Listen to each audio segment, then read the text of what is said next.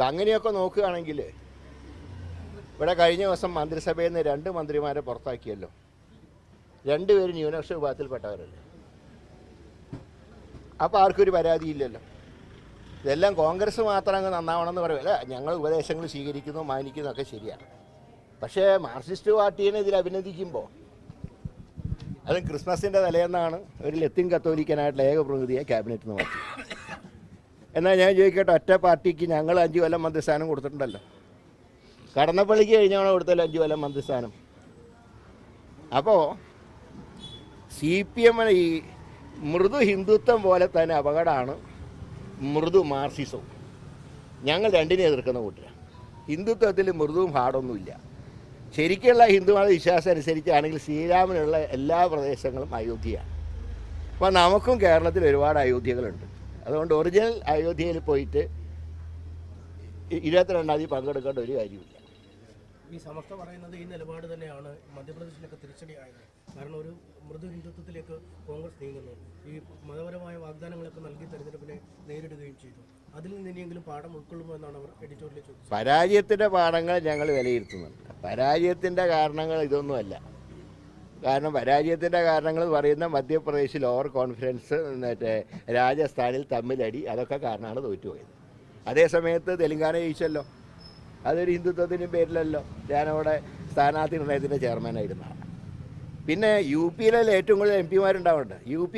UP കിട്ടിയാൽ India ഭരിക്കാൻ പറ്റൂ. ആ UPയിൽ ഇന്ത്യ സഖ്യത്തിന് നേതൃത്വം കൊടുക്കുന്ന പാർട്ടിയാണ് സമാജ്വാദി പാർട്ടി. അവർ പോവാണ്. അപ്പം നമ്മളെല്ലാം നോക്കിയിട്ട് വേണ്ട ഒരു തീരുമാനം എടുക്കാൻ. അല്ലാതെ CPM എന്ന് പറഞ്ഞാൽ കിണറ്റിലെ തവളയാണ്. അവർ കേരളം മാത്രമേ ഉള്ളൂ. അവർക്ക് മാത്രമല്ല, അതൊരു ഭൗതിക വിശ്വാസികളുടെ പാർട്ടിയാണ്, ദൈവവിശ്വാസികളുടെ പാർട്ടിയല്ല. അതുപോലെ കോൺഗ്രസിന് എടുക്കാൻ പറ്റും. ഞങ്ങളുടെ കൂട്ടത്തിൽ എല്ലാവരും ഉണ്ട്. വിശ്വാസികളായിട്ടുള്ള എന്നെ പോലുള്ളവരുണ്ട്, അവിശ്വാസികളുണ്ട്, എല്ലാവരും ഉണ്ട് പാർട്ടിക്കാർ. ഏതാ അതെ, ഞങ്ങൾക്ക് ഉപദേശം നൽകേണ്ട ആവശ്യമില്ല. ഈ ന്യൂനപക്ഷങ്ങൾ വലിയ ആശങ്ക നേരിടുന്ന സാഹചര്യത്തിൽ ഇപ്പം ബാബരി അവിടെ തന്നെയുള്ള പള്ളിയുമായി ബന്ധപ്പെട്ട് അവർ കൊടുക്കുന്ന പ്ലാനുകളൊന്നും തന്നെ പാസ്സാവുന്നില്ല. ഇത്തരത്തിൽ വലിയ ആശങ്ക കേന്ദ്ര സർക്കാരിൻ്റെ ഭാഗത്ത് തന്നെ വേറെ തലത്തിലൊക്കെ ഉണ്ട്. ഈ സമയത്ത് ഇത്തരമൊരു നിലപാടെടുക്കുന്നത് എത്രമാത്രം? അല്ല, അതുകൊണ്ടാണ് ഞങ്ങൾ പങ്കെടുക്കേണ്ടതെന്ന് പറഞ്ഞത്. സാധാരണ ക്ഷേത്രത്തിൻ്റെ ചടങ്ങിനൊക്കെ വിളിച്ചാൽ പാർട്ടി പങ്കെടുക്കുന്നതിൽ തകരാറില്ല. പക്ഷെ ഇവിടെ അങ്ങനെയല്ല. ഒരു സ്ട്രക്ചർ ഇല്ലായ്മ ചെയ്ത് അവിടെ ഉണ്ടാക്കിയ ഒരു ക്ഷേത്രമാണ്. അതുകൊണ്ടാണ്. അല്ലെങ്കിൽ ഈ ചർച്ചയ്ക്ക് പ്രസക്തിയില്ലല്ലോ. പിന്നെ ഇത് ഈ വിധിച്ചത് ഞങ്ങളല്ല. ഞങ്ങളന്ന് പറഞ്ഞത് സെറ്റിൽമെൻറ്റ് നടപ്പാക്കിയിരുന്നെങ്കിൽ ഇനി കുഴപ്പമില്ല. അന്ന് ഞങ്ങൾ പറഞ്ഞത് സ്ട്രക്ചർ നിലനിർത്തിക്കൊണ്ട് അതിൻ്റെ പരിസരത്ത് അമ്പലം പണിയാണ് പറഞ്ഞത്. അല്ല, കോടതി പറഞ്ഞ പള്ളിയുടെ പ്ലാന് ഇപ്പോഴും അനുമതി കിട്ടിയിട്ടില്ല. അതൊക്കെയാണ്.